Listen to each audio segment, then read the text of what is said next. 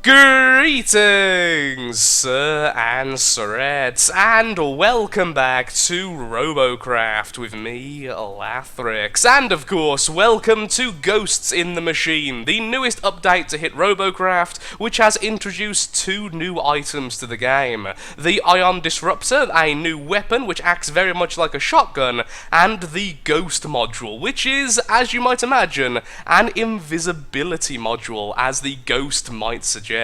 It's really quite a weird set of items which have been added, in addition to a whole host of balance changes and bug fixes. The full patch notes will be linked in the description below if you want to look at quite a few numbers, as the only balance change I'm going to be focusing on today is that of the Proto Seeker, which has been massively altered. Its damage has been increased drastically, so now it's more comparable to that of a laser, although its maximum range has also been drastically crippled. It no longer can fire quite as far as it used to by quite a large margin, although with its increased damage it's now better at mid-range rather than long-range fighting, and will do incredibly well at that, against very agile enemies which get up close to you, particularly those like a Tesla bot. This is going to be absolutely brutal, although it does seem to be encroaching on the territory of the laser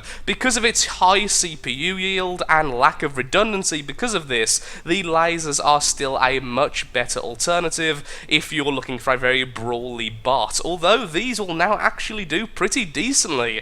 It is worth avoiding enemies who are shooting you with Proto Seekers, whereas before, you could very easily get up close and absolutely destroy them because of their lack of damage. And so we move on to the newer things, the new items, the things which people are most interested in seeing. First of all, the Ghost module. So the Ghost module, here it is very, very expensive. That's the first thing I would like to say. It costs 11,245,000 RP, which was a little bit more than I was expecting, although the reason for this cost is because it cost 305 CPU, making it the highest CPU using module so far, a full 10 higher than the Disc Shield, and even more so than the others. The Ghost module cloaks your robot and consumes power whilst cloaked. Firing weapons or taking damage will trigger decloaking automatically. Push for loadout assignment key to activate and deactivate. Ignoring the coughing fit I just had, I think it's safe to say that the Ghost module is a very cool addition to the arsenal in Robocraft, even if it is definitely an item for the people who have been playing for a very long time, with its incredibly high CPU load and its incredibly high RP cost. One thing I would like to mention before we move on is that your teammates will see you very easily. It's not like you're going to be almost impossible to find for healers and such, as you are almost like a shaded version of yourself, rather than being truly invisible to both your own point of view and from the point of view of your allies. The enemies, however, will have a much harder time seeing you, where you'll only give off a slight shimmer. So if they already know you're there, they'll probably be able to find you, but if they don't, then well, you've got a good chance of going past them completely undetected. It's very similar to the stealth system in a lot of games. What springs to my mind is that of the old Halo games with the old very obvious shimmer effect, but if you weren't paying attention, that could get you killed very, very easily. If an enemy already has a lock on you, which it doesn't mention here, you will lose the lock upon going into the stealth mode, so it's really good for avoiding missile launchers and even to an extent the Proto Seekers, now that they're a little bit scarier.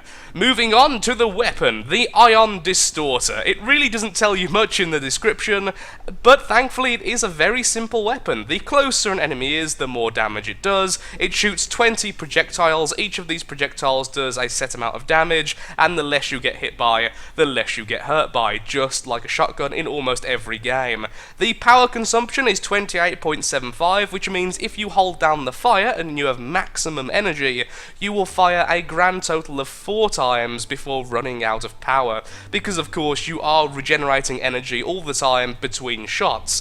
so you don't get many shots out of it, but the amount of damage you do, 4 shots is normally enough to completely obliterate an opponent, as we're going to see now as we get into the single player. Although I should also explain the cost of this thing, which I almost forgot about then. It costs a whopping 6,329,000 and is very similar to the lock-on missile launcher in terms of the cost, in terms of the CPU load, in terms of the health. It's all very similar, although the shotgun does have more health as it's a more brawly weapon.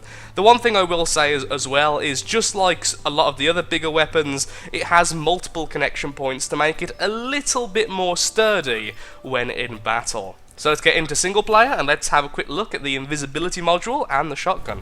Here we are, and I would like to say, first of all, that I was completely incorrect there when it comes to how many shots you get before completely running out of power. I did the math completely wrong in my head. You actually get 5 shots and not 4. So, let's try out the shotgun in incredibly short range.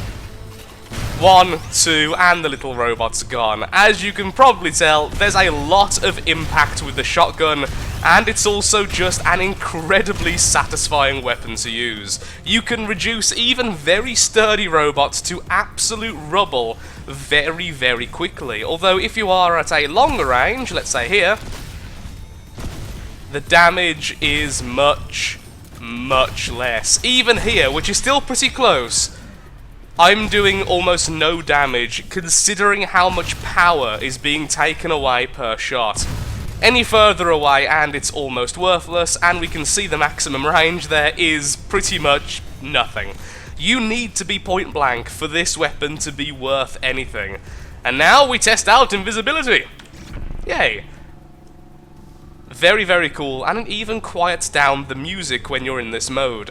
So one thing to note, like I said earlier, you and your teammates can see you a lot better than the enemy can, so it's not quite that obvious when you're made invisible.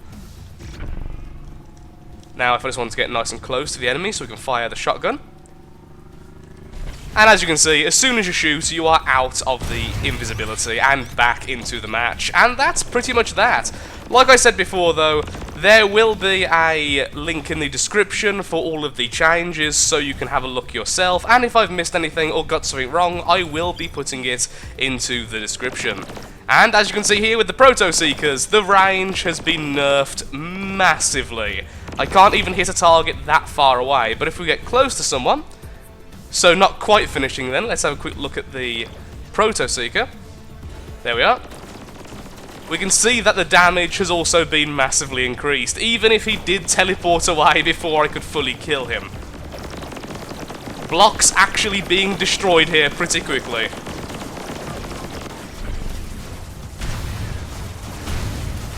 And the shotgun clearing them up. And that is pretty much that. So thank you so much for watching. If you have enjoyed the video, then of course, likes, favourites, shares, comments, all that good stuff helps out me, helps out the channel, and most importantly, shows that Robocraft is a series you wish to see more of on the channel. Thank you for watching. Next time, hopefully, I'll be a bit less ill and a bit less rushed. Thank you again, and goodbye.